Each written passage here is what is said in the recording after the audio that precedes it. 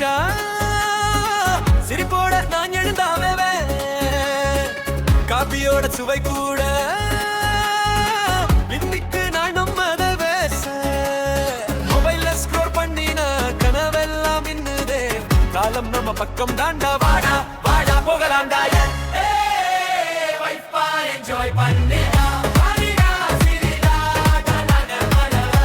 stress எல்லாம் தூக்கி போடுடா